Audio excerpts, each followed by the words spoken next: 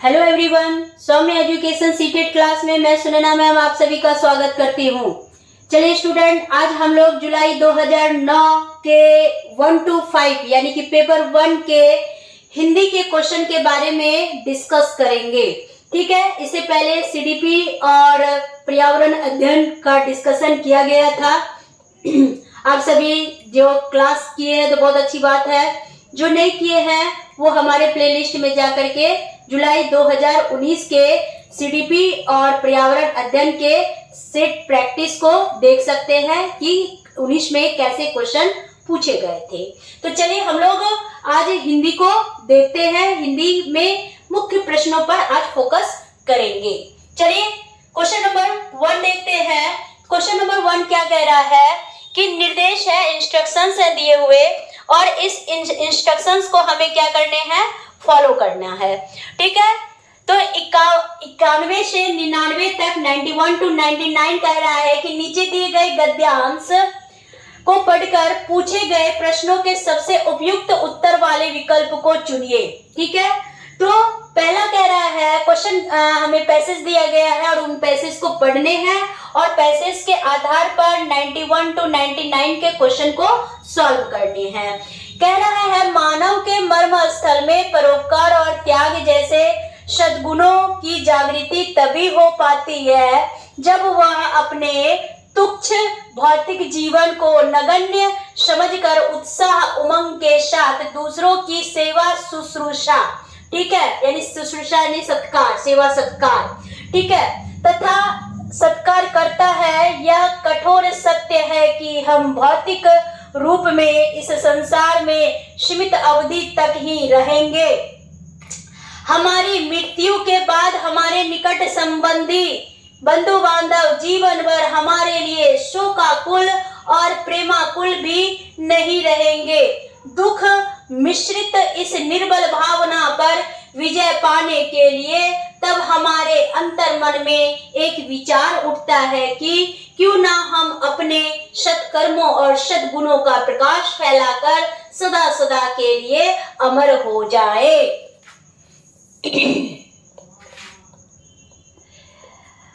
अगला पैराग्राफ क्या कह रहा है कि सेवक प्रवृत्ति अपनाकर हम ऐसा अवश्य कर सकते हैं। अपने निस्वार्थ व्यक्तित्व और परहित कर्मों के बल पर हम हमेशा के लिए मानवीय जीवन के हेतु उत्प्रेरणा बन सकते हैं। अनुपम मनुष्य जीवन को सद्गति प्रदान करने के लिए यह विचार नया नहीं है। ऐसे विचार सज्जन मनुष्यों के अंतर्मन में सदा उठते रहते हैं तथा इन्हें अपनाकर वे दुनिया में अमर हो जाए। इस धरा पर, धरा मतलब पृथ्वी होता है, इस धरा पर अस्थायी रूप में नहीं रहने पर भी ऐसे परहितकारी कालांतर तक पूजे जाते रहेंगे। अमूल्य मनुष्य जीवन की सर्वश्रेष्ठ शिक्षा यही है। यही सीख कर मनुष्य का जीवन आनंदमय और समृद्धशाली हो सकता है। यदि इस प्रकार मानव जीवन उन्नत होता है तो यह संपूर्ण संसार स्वर्गिक विस्तार ग्रहण कर लेगा। किसी भी मानव को आध्यात्मिकता का जो अंतिम ज्ञान मिलेगा वह भी यही शिक्षा देगा कि धर्म कर्म का उद्देश्य सत्कर्मों और सद्गुणों की ज्योति फैलाना ही है। तो देखिए, उपरोक्त गद्यांश को जब हम पढ़ते हैं तो यही सारांश निकलता है कि इस दुनिया के मर्म स्थल में जो परोपकार और त्याग को त्याग का मतलब परोपकार और त्याग यानी कि सद्गुण को ग्रहण करके, यानी कि अपने इन भौतिक तुच्छ शरीर और भौतिक जगत को त्याग करके परम सुख यानी कि दूसरों के सुखों के लिए या दूसरे के सहयोग के लिए या अपने जो भी इच्छाएं हैं, तुच्छ इच्छाएं, उसको नगण्य मान करके जब कि दूसरे की वो सेवा करेगा, सत्कार करेगा, तो वही इस संसार में एक सीमित मतलब कि मतलब मृत्यु के बाद जो है मतलब कि उन्हें फल की प्राप्ति मिलेगी, यानी कि एक मोक्ष मिलेगा। क्योंकि यहाँ ये गद्यांश में कहा गया है कि हमारा जो एक स्वार्थ है तो वो एक क्या है, एक पल भर का है। क्योंकि जब हम मर जाएंगे, यानी व्यक्ति जब मर जाता है तो उनके कोई भी मित्र या सगे संबंधी, बंधु बांधव जो है, मतलब कि कुछ ही दिन क्या रहते हैं, शोक में डूबे हुए रहते हैं। फिर उसके बाद वो आम जीवन क्या होते हैं, जीने लगते हैं। ठीक है, आपने क्या किया, कैसे थे, आपके पीछे दुनिया जो है वो नहीं चली जाती है। तो ये सारी बातें क्या होते हैं कि उनके मतलब कि गद्या अंतर्मन में एक विचार उठता है कि क्यों ना ये सारी बातों को, ये भोग विलासता वाली जीवन को बिता करके हम क्या करें, सत्कर्मों और सद्गुणों की ओर चले, जिससे कि हमें सन्मार्ग पर चलने पर क्या होगी, ईश्वर की प्राप्ति होगी, सद्गति की प्राप्ति होगी। और हम इन मतलब कि निस्वार्थ रूप से जब हम अपने इस व्यक्तित्व को रखेंगे तो दूसरे मनुष्यों का या हमारे इन कर्मों के द्वारा दूसरों का क्या होगा, उपकार होगा। ठीक है, तो ये सारी बातों को वो मतलब कि कवि कहना चाहते हैं। ठीक है, तो क्योंकि मनुष्य का जो जीवन होता है ये अमूल्य होता है, इसका कोई मूल्य नहीं है। तो इसका हमें क्या करना चाहिए कि हमें अपने जीवन को आध्यात्मिकता से जोड़ करके अंतिम ज्ञान को प्राप्त करना चाहिए और हमेशा धर्म कर्म करने चाहिए, सन्मार्गों की ओर चलने चाहिए, और जिससे कि क्या हो सके कि जीवन में मतलब कि सद्गुण रूपी ज्योति का क्या हो सके, प्रकाश पुंज फैल सके। ठीक है, तो इस तरह से हम ये सारे जो है गद्यांश के सार को आपके सामने रख दिए। चलिए अब हम इसका प्रश्न बनाते हैं। तो ऐसे परोपकारी लोग सदा पूजे जाते रहेंगे जो आनंदमय जीवन जीते हैं? तो नहीं। दूसरा, अमूल्य मानव जीवन में श्रेष्ठ शिक्षक रहे? तो ये भी नहीं। तीसरा है, सेवक वृत्ति अपनाकर परहित करते रहे? हाँ, सेवक वृत्ति अपनाकर यानी कि सेवक भाव अपना करके दूसरों की सेवा करके, यानी उनका सेवक बनकर हम दूसरों का क्या कर सके, यानी कि हित करते रहे। ठीक, ये सही है। धरती पर अस्थायी रूप से नहीं रहे, तो ऐसी बात नहीं है कि धरती पर अस्थायी नहीं रहे। तो सी क्या हो जाएगा, राइट आंसर हो जाएगा। ठीक, अगला क्वेश्चन, नेक्स्ट क्वेश्चन हम चलते हैं 92 की ओर। 92 में क्या कह रहा है कि कठोर सत्य किससे कहा गया है? भावनाओं पर नियंत्रण न कर पाना, क्या ये कठोर सत्य है? दूसरा है, निकट संबंधियों का अस्थायी प्रेम, क्या ये कठोर सत्य है? तीसरा है, भौतिक संसार की तुच्छता, नहीं। भौतिक शरीर की नश्वरता, यानी कि हर शरीर जो जन्म लिया है वो मरेगा ही, यानी नश्वर होगा ही। भौतिक शरीर की नश्वरता, ये क्या है, एक कठोर शब्द है, कठोर सत्य है गद्यांश के अनुसार। तो चलिए, तो राइट आंसर क्या हो जाएगा, डी नंबर। चलिए नेक्स्ट आते हैं क्वेश्चन नंबर 93। ठीक है, 93 कह रहा है कि निर्बल भावनाओं पर विजय पाने के लिए क्या किए जाने की आवश्यकता बताई गई है? निर्बल भावनाओं पर, ठीक है जी, कमजोर भावनाओं पर, किसी व्यक्ति की अगर कमजोर भावना है तो उस पर विजय पाने के लिए क्या किए जाने की आवश्यकता बताई गई है। तो विजय पाने के लिए योजना बनाएंगे? नहीं। ठीक है, योजना बनाएंगे, लेकिन यहाँ गद्यांश में क्या है, तो ये योजना कौन बनाते हैं, तो जो सबल व्यक्ति होते हैं, जो दृढ़ व्यक्ति होते हैं, ठीक है, जो सफल व्यक्ति होते हैं, तो ये योजना बना करके विजय पाने की रणनीति करते हैं। दूसरा है, ऐसी भावनाओं को मन में न आने देंगे। उसके बाद तीसरा है कि अच्छे कर्मों से नाम अमर कर लेना।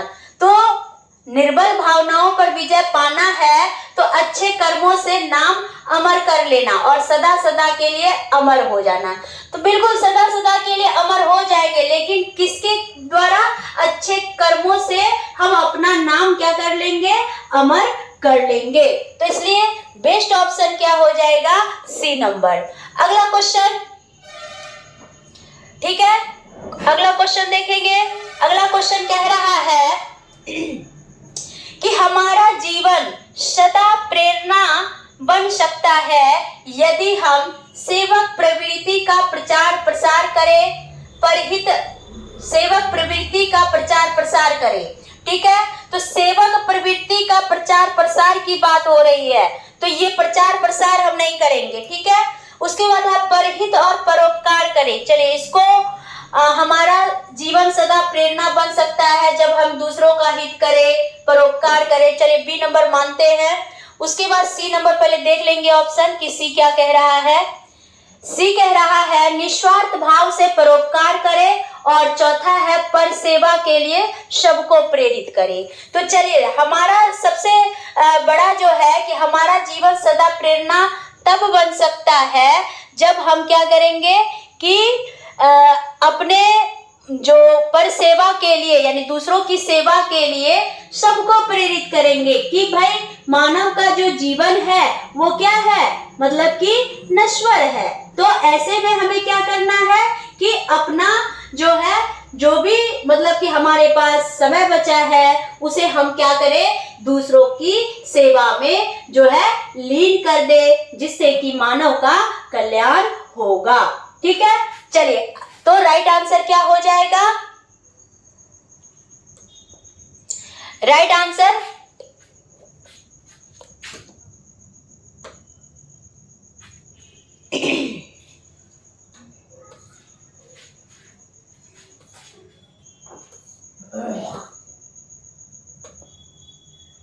तो राइट आंसर क्या हो जाएगा, तो इसमें हम देंगे क्या कि निस्वार्थ भाव से जब हम परोपकार करेंगे तो निस्वार्थ भाव से परोपकार ये सबसे क्या होगा, बेस्ट ऑप्शन होगा। तो 94 का हम क्या करेंगे, सी। चलिए, अब आते हैं 95।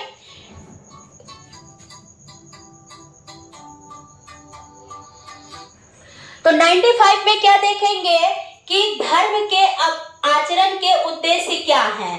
तो धर्म के आचरण के उद्देश्य क्या है, इनको देखेंगे।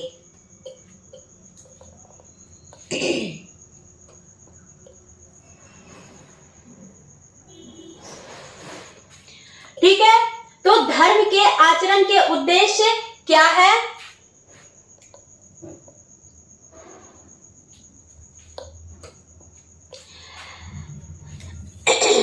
धर्म के आचरण के उद्देश्य क्या है, अच्छे कर्मों और गुणों का प्रकाश फैलाना, कर्म पर आस्था रखना, अपने धर्म का प्रचार प्रसार करना, या आध्यात्मिकता की शिक्षा देना। तो बिल्कुल चारों ऑप्शन आपका सही है, लेकिन धर्म के आचरण के लिए हमें अच्छे कर्म करने होंगे और गुणों का प्रकाश फैलाना होगा। ठीक है, ऐसा गद्यांश में कह रहा है। नेक्स्ट क्वेश्चन, तो राइट आंसर क्या हो गया 95 का, ए नंबर। नेक्स्ट क्वेश्चन है कि ऐसे विचार सज्जन मनुष्यों के अंतर्मन में सदा उठते रहते हैं। तो इस अनुच्छेद में उपर्युक्त अशुद्ध वाक्य को 4 भागों में बांट दिया गया है, जिनमें एक भाग पहचानिए जिसमें अशुद्धि हो।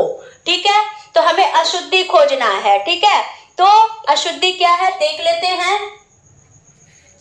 तो यहाँ पर क्या होगा, जैसे कि देखेंगे कि ऐसे विचार अंतर मन में सज्जन मनुष्यों के अंतर मन में सदा उठते रहते हैं। अनुच्छेद में अशुद्ध वाक्य को 4 वाक्यों में बांट दिया गया है और एक भाग को पहचानना है।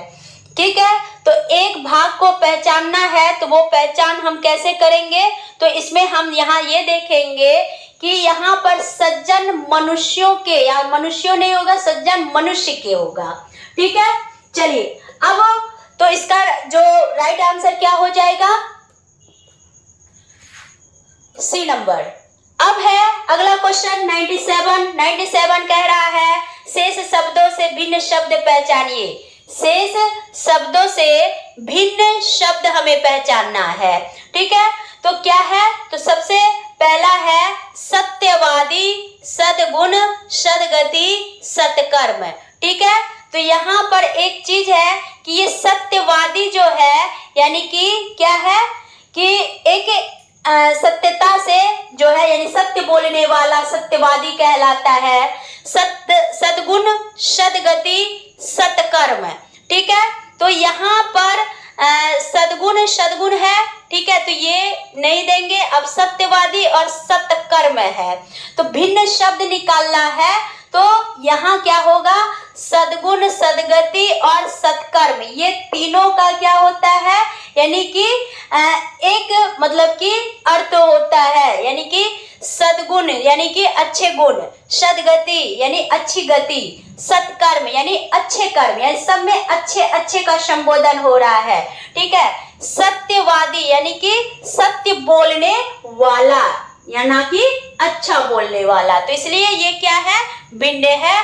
तो ए इज राइट आंसर। अब आएंगे हम लोग क्वेश्चन नंबर 98 में। 98 क्या कह रहा है कि निस्वार्थ शब्द का उपर्युक्त विपरीतार्थी क्या है।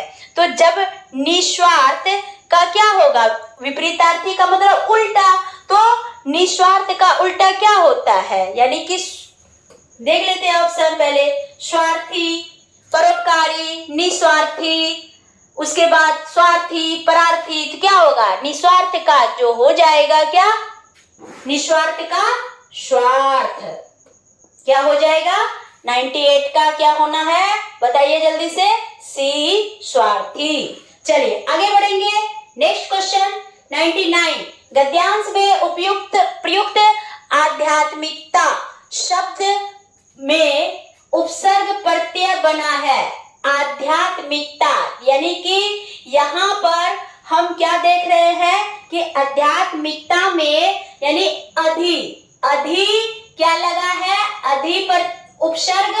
ठीक है, उसके बाद इक जो है प्रत्यय, ठीक है, और ता प्रत्यय लगा है। ठीक है, अधि उपसर्ग, इक और ता क्या लगा है, प्रत्यय लगा है। तो इसलिए इसमें आध्यात्मिकता उपसर्ग प्रत्यय जो है अधि, इक और ता उपसर्ग प्रत्ययों से आध्यात्मिकता बना हुआ है। तो राइट आंसर सी हो जाएगा। ठीक है, चलिए अगला क्वेश्चन देखते हैं।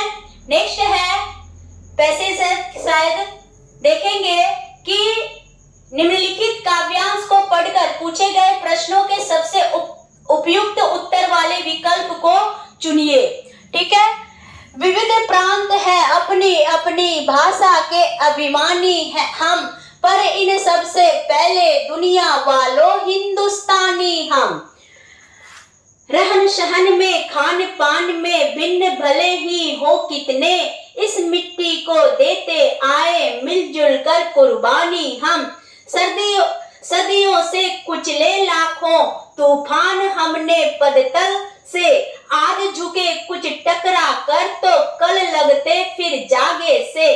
अंडमान से कश्मीर भले ही दूर दिखाई दे कितना, पर हर प्रांत जुड़ा है अपना अगणित कोमल धागों से। जिस ओर बढ़ाए पग हमने हो गई उधर भूनव मंगल, आजाद वतन के वाशिंदे हर चरण हमारा है बादल। ठीक है, तो यहाँ आप सभी जो है मतलब कि ये समझ गए होंगे कि क्या कह रहा है। तो यहाँ पर देखेंगे कि अब हमको इन पद के आधार पर क्या करना है कि पैसेज को बनाना है कि पैर शब्द का समानार्थी नहीं है। ठीक है, तो चरण मीन्स भी पैर होता है, पग मीन्स भी पैर होता है, नव मतलब नया होता है, जबकि पद मतलब पांव यानी कि पैर होता है। तो इसलिए राइट आंसर क्या हो जाएगा, 100 का बी हो जाएगा, नव। चलिए अगला 101 देखेंगे।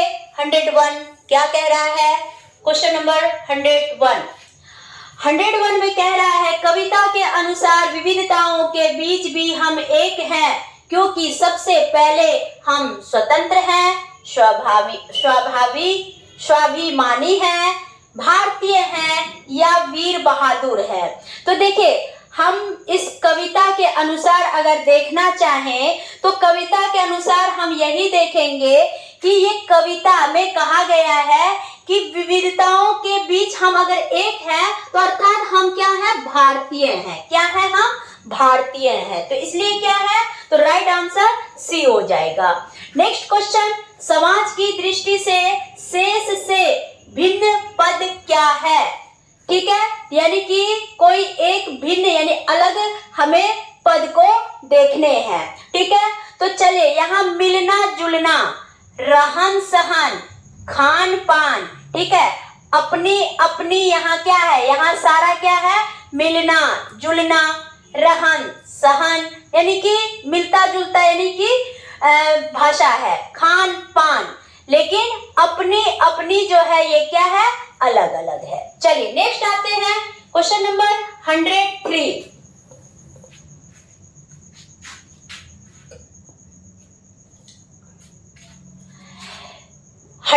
में देखेंगे, सर्दियों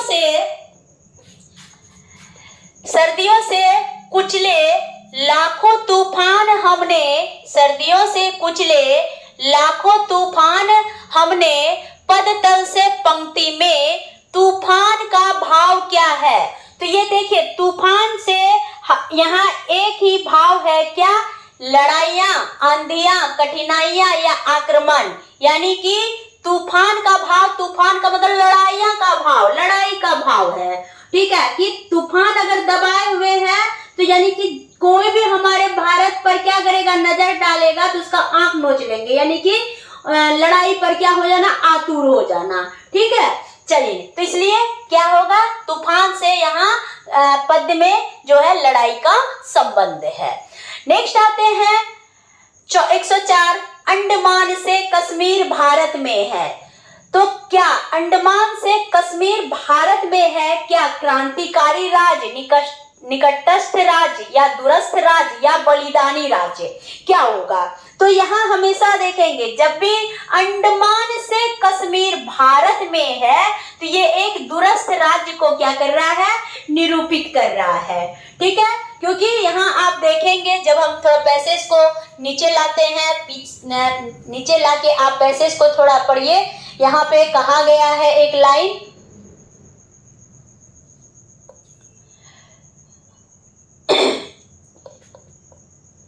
हाँ, अंडमान से कश्मीर भले ही दूर दिखाई दे कितना, पर हर प्रांत जुड़ा है अपना अगणित कोमल धागों से, यानी कि इसकी दूरी को ये कर रहा है। ठीक है, तो इसलिए यहाँ पर क्या होगा, दूरस्थ राज्य है अंडमान से कश्मीर, तो इसलिए यहाँ क्या होगा, दूरस्थ राज्य। चलिए क्वेश्चन नंबर 105 की ओर चलते हैं। हम भारतीय जिधर भी अपने कदम उठाते हैं वहाँ, तो वहां क्या होंगे, शुभ कार्य होते हैं, क्रांति हो जाती है, शांति हो जाती है या देश स्वतंत्र हो जाते हैं। तो क्या होगा, तो सबसे हम भारतीय जिधर भी जाते हैं तो वहां शुभ कार्य होते हैं, जहां भी कदम उठा ले, कदम बढ़ा ले, वहां पर शुभ ही शुभ होगा, ना कि क्रांति होगी। ठीक है, तो option number A is right answer. चलिए आगे बढ़ते हैं हम लोग क्वेश्चन नंबर 106। नीचे दिए गए प्रश्नों के लिए सबसे उपयुक्त उत्तर वाले विकल्प को आपको चयन करना है, चुनना है।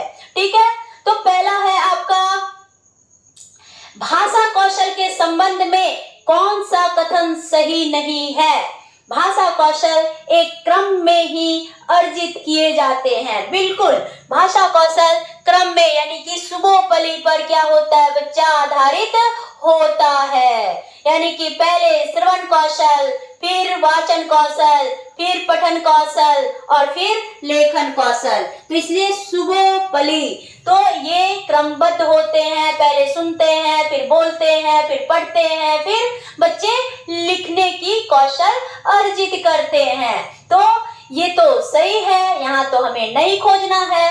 भाषा कौशल एक दूसरे को प्रभावित करते करते हैं, बिल्कुल प्रभावित करते हैं। जितना अच्छा हम मतलब कि श्रोता होंगे, उतनी ही अच्छी हमारी क्या होगी, बोलने की यानी वक्ता होंगे। और जितना अच्छा वक्ता होंगे, उतना अच्छा जो है हम पढ़ पाएंगे और लिख पाएंगे। ठीक है, तो बिल्कुल एक दूसरे को क्या करेगी, प्रभावित करेगी। ठीक, तीसरा है कि भाषा कौशल एक दूसरे से संबंधित है, बिल्कुल संबंधित है। और चौथा है भाषा कौशल एक क्रम में अर्जित नहीं किए जाते। नहीं, बिल्कुल ये गलत है, लेकिन हमें नेगेटिव यहाँ देना है, तो इसलिए नेगेटिव के सेंस में ये सही है। चलिए बाकी आगे बढ़ते हैं।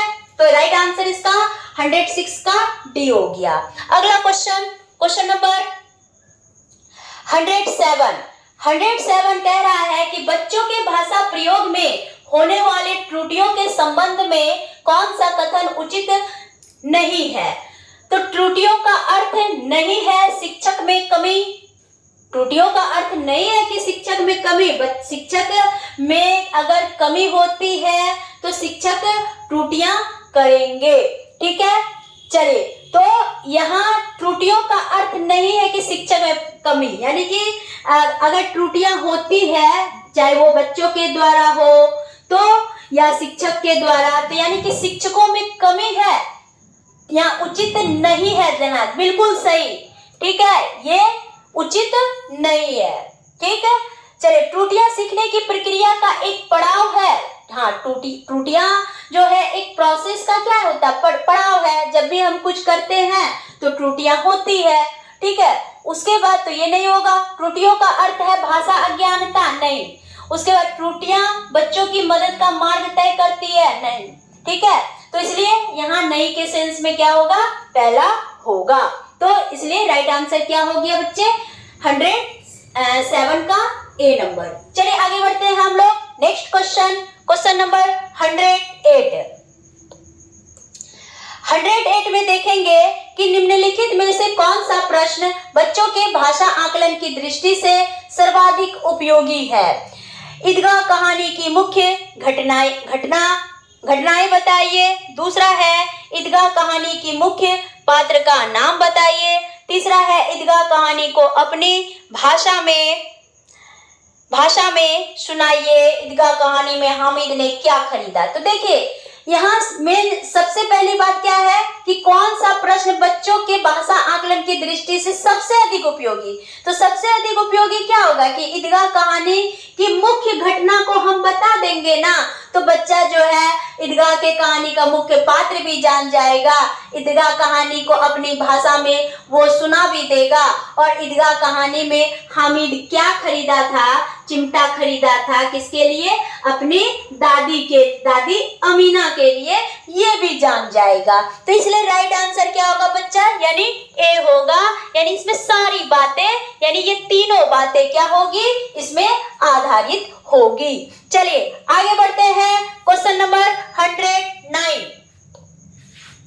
109 देखेंगे कि बच्चों में भाषा सीखने की क्षमता क्या होती है, जन्मजात होती है, अर्जित की जाती है, अनुकरण किए जाते हैं, या बिल्कुल भी नहीं होती है। ठीक है, तो जब भी बच्चों में भाषा सीखने की जो क्षमता जो होती है, तो ये क्षमता जन्मजात होती है। क्या होती है, जन्मजात होती है।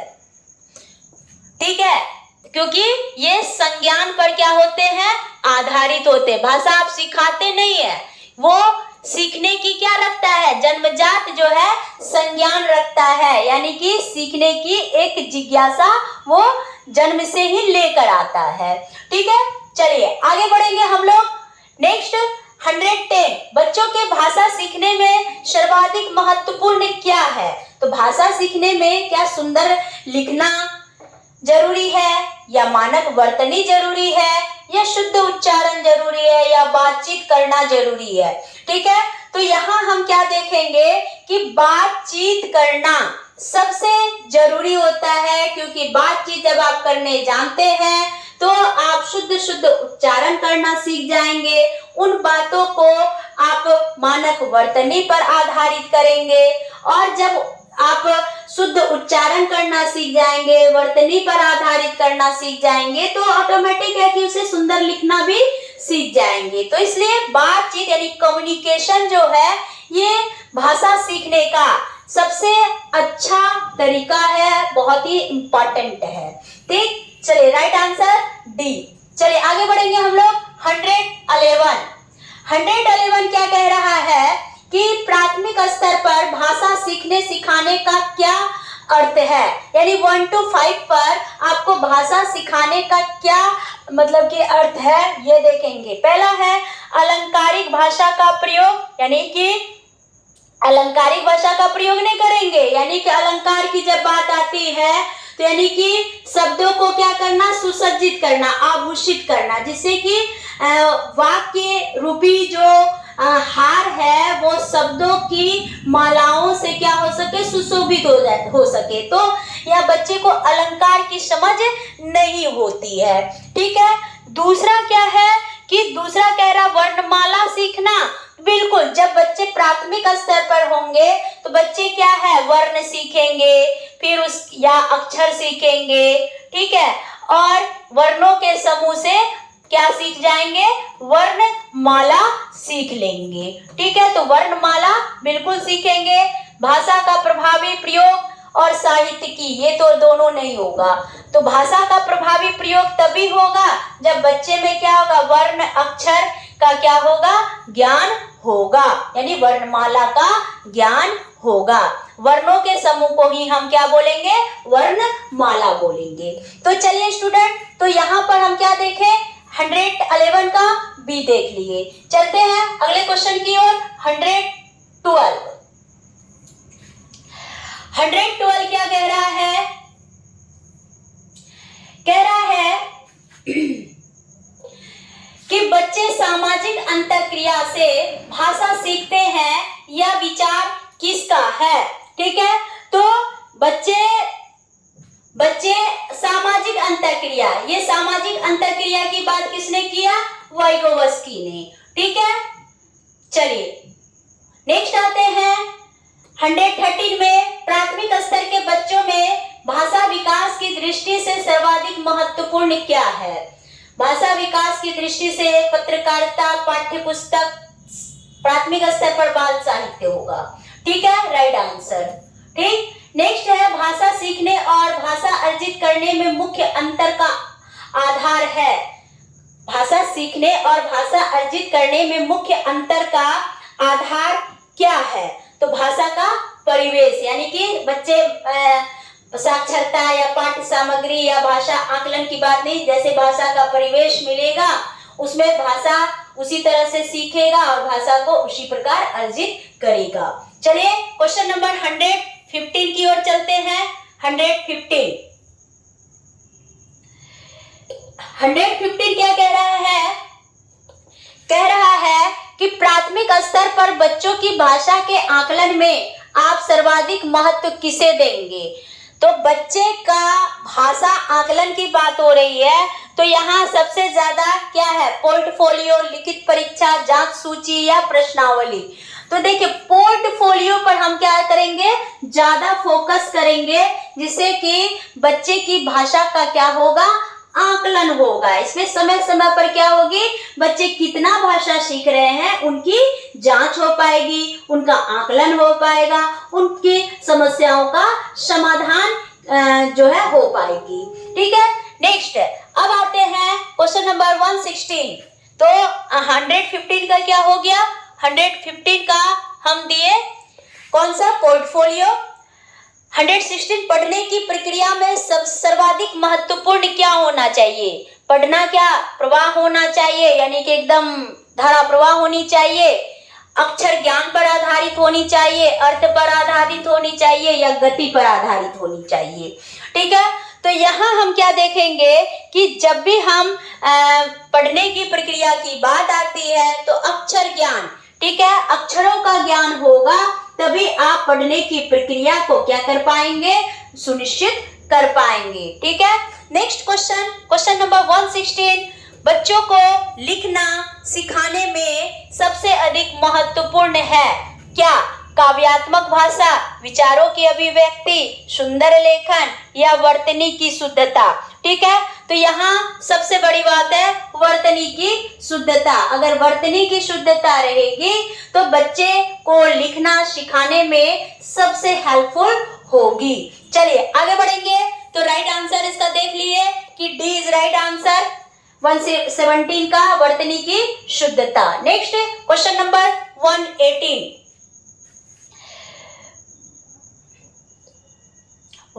में हम जा रहे हैं। कह रहा है कि प्राथमिक स्तर के बच्चों के लिए पाठ्य पुस्तक के निर्माण में आप सर्वाधिक महत्वपूर्ण किसे मानते हैं? भाषा का विविध गद्य साहित्य, प्रसिद्ध लेखक, प्रसिद्ध रचनाएं या भाषा की विभिन्न रंगतें? तो जब प्राथमिक स्तर की बात होती है तो यहाँ पर हम क्या देखेंगे कि भाषा का विविध यानी गद्य साहित्य जो होता है, तो क्योंकि इसमें क्या होते हैं, अलग अलग जो होते हैं कहानियां होते हैं, जिससे कि बच्चे क्या करते हैं, प्राथमिक स्तर पर ज्यादा इंटरेस्ट लेते हैं। ठीक है, तो ये जो है इसका राइट आंसर ए होगा, भाषा की विविध गद्य साहित्य। चलिए नेक्स्ट क्वेश्चन नंबर 119। बहुभाषिक कक्षा में मातृभाषा के प्रयोग को अनदेखा कर दिया जाना चाहिए? नहीं। दूसरा, अस्वीकार किया जाना चाहिए? नहीं। स्वीकार किया जाना चाहिए? हाँ।